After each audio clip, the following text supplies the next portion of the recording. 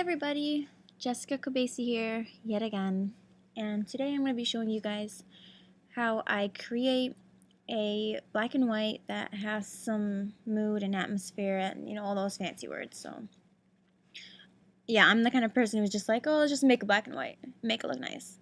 So the first thing I'm going to do is go to layer, new adjustment layer, and then black and white. And the reason I'm doing this is because this black and white layer will be able to pull out some texture and detail that normally you wouldn't be able to get. So let's go ahead and set this layer to multiply so that you can see it as you're going. And again, I'm just playing with the yellows, reds. I like to, well, we could change this also when we add the other layers too, but to begin, I'm going to kind of make everything just a little bit darker. We're going to keep the greens pretty low on this picture. It also depends what kind of picture you're using. My picture is primarily a green scenery, so it's, again, going to change. So you're going to want to adjust it according to your picture and its colors. The next step, we are going to go over to layer, new adjustment layer, and then gradient map. And we're going to just keep this at a black to white. And you can already see it kind of looks nice already. Don't worry if it's looking too dark or too light. You can always change the black and white layer towards the end. So that's literally what I'm going to do. And let's go to layer, new adjustment layer, and then curves to end this.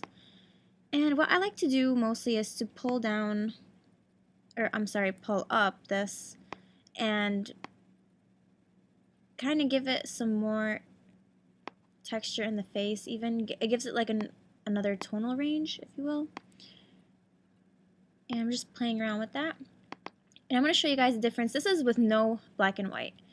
If this is your style, then you can keep it like that, but this is also with the curves too. So this is curves, this is without curves. Curves, without curves. I like it with the curves because, again, just dropping this point down just gives it some more depth into the picture. And if you want it to be pure black, you can just drop this all the way down. But personally for me, I like to have my pictures like a gray black. Or just gray. Why did I say gray black? So just going to play around with that a little bit.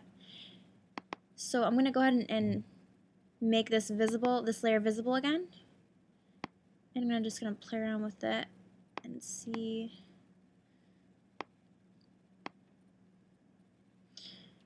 Now you see if I bring up the green, it's going to bring out the rest of the green from the background.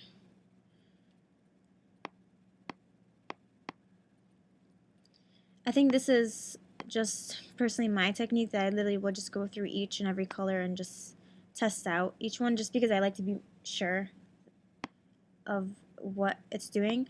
I'm just going to go ahead and lower the opacity too because I don't want it to be full opacity. Even just adding in a little bit of texture even to the face, as you can tell.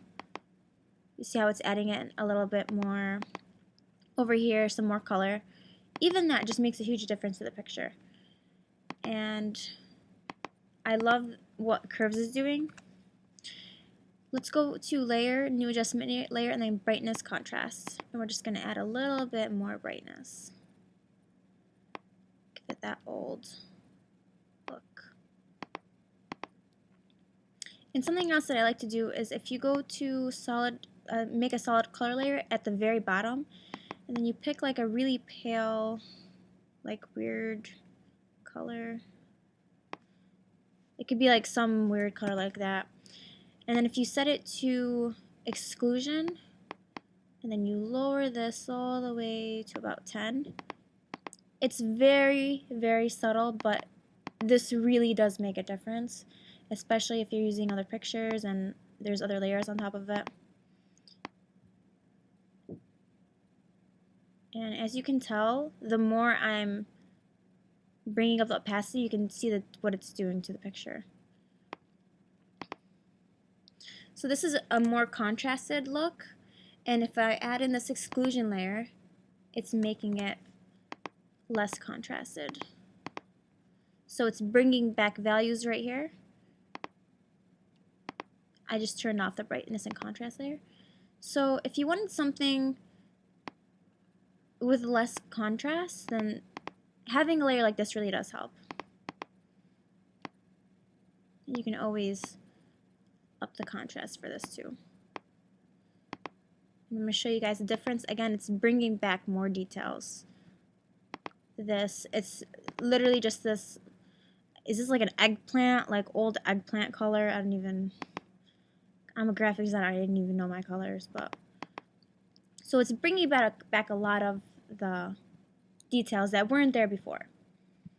So pretty simple. This is literally like 1, 2, 3, 4, 5 layers of colors, and let me show you guys the before and after. So this is obviously after. This is before, and this is after. Zoom in here, show you guys one more time, before and after. So there you have it, a very simple way of creating really nice black and whites.